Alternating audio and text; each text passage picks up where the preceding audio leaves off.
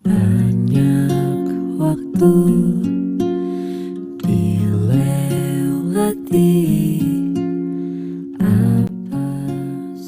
Ada satu fase dalam hidup di mana kita akhirnya berhenti marah. Bukan karena masalahnya hilang, tapi karena kita capek melawan sesuatu yang gak mau berubah. Dan di titik itu kita cuma bilang, ya udah, aku terima. Beberapa hari ini aku ada di fase itu. Fase dimana realita gak sesuai harapan, janji gak seindah yang dibayangin, dan hasil yang datang gak sebanding sama usaha yang aku taruh.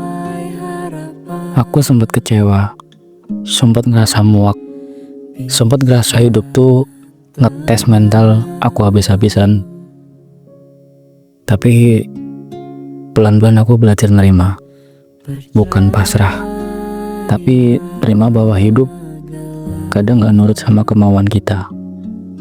Dan justru dari situ kita dipaksa buat tumbuh. Anehnya, pas aku berhenti ngotot sama hidup, hati aku malah lebih tenang.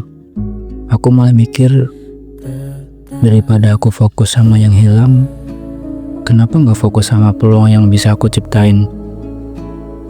Daripada nunggu orang lain ngehargain aku, kenapa aku gak mulai ngehargain aku dulu? Dan dari situ muncul hal kecil.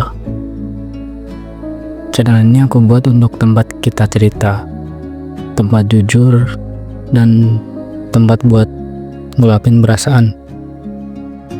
Aku pengen bikin tempat yang bukan cuma buat aku, tapi juga buat kalian. Buat orang-orang yang lagi capek, orang-orang yang lagi bingung tentang arah hidup mereka, atau lagi butuh seseorang yang cuma bilang, "Hey, kamu gak sendirian." Aku pengen channel ini jadi perjalanan aku, tapi juga jadi rumah buat siapapun yang lagi belajar bangkit. Karena aku sadar, kadang perubahan besar dimulai dari momen yang paling sederhana. Momen ketika kita mutusin buat nerima, tenang, sabar, dan tetap jalan.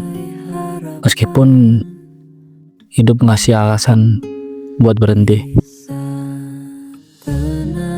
Dan kalau kamu ada di fase yang sama, aku cuma mau bilang, pelan-pelan aja. Yang penting kamu maju terus, meskipun cuma selangkah.